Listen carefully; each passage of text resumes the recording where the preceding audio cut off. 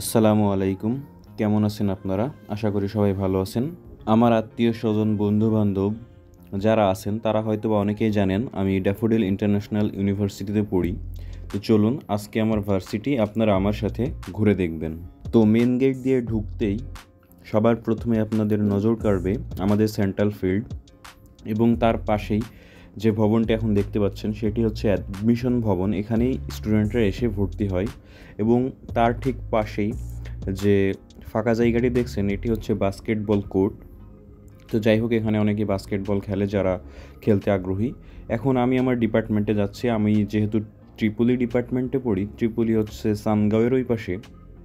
তো আমাদের ক্লাস ছিল 11:20, তাই আমি 10:40 দিকে রওনা হই। তো এই রাস্তা দিয়ে যাওয়ার সময় AB4 বিল্ডিংটি দেখতে অনেক সুন্দর লাগে। এটি হচ্ছে মূলত AB4 বা নলেজ টাওয়ার যাকে বলা হয়।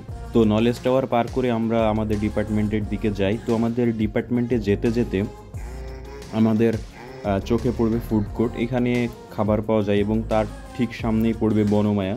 বনমায়াতে মূলত নানা রকম ফুলের গাছ এবং বসার জন্য নানা রকম জায়গা এবং দোলনা রয়েছে। আমরা এরপরে পৌঁছে যাই হতাশার মোড়ে। তো এই জায়গাটির নাম হতাশার মোড় কেন দেওয়া হয়েছে আমার জানা নাই। তো এই রাস্তার দুই পাশের যে সৌন্দর্য, এই সৌন্দর্যে আপনি মুগ্ধ হতে বাধ্য হবেন। এবং তার ঠিক সামনে একটি বিমান রয়েছে।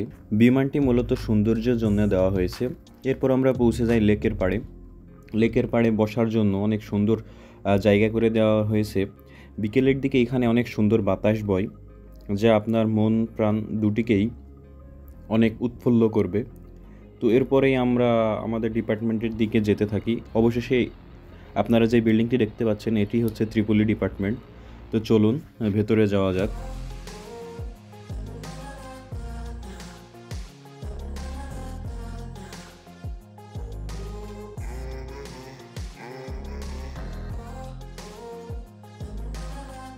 আজকে আমাদের ক্লাস হবে মূলত 3rd ফ্লোরে 304 নম্বর রুমে। তো অবশেষে আমরা ক্লাসে ঢুকি। ক্লাস শুরু হওয়ার ঠিক আগ মুহূর্ত পর্যন্ত আমরা যে যার মতো বসেছিলাম এবং মজা করতেছিলাম, গল্পগুজব করতেছিলাম, অনেকে ফোন টিপতেছিল। তো যাই হোক, আমরা এই 3rd ফ্লোরে ক্লাস শেষ করার পরে আমাদের একটা ক্লাস ছিল 1st ফ্লোরে। তো এখন আমরা যে রুমটিতে আছি এটি হচ্ছে মূলত 1st ফ্লোরের একটি ক্লাসরুম।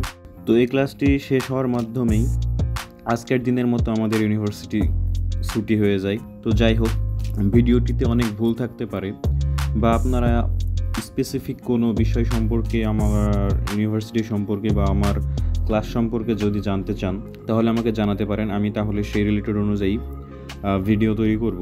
তো সবাই সুস্থ থাকবেন সেই পর্যন্ত এবং কমেন্ট করে জানাবেন আপনারা কি জানতে চান। ধন্যবাদ।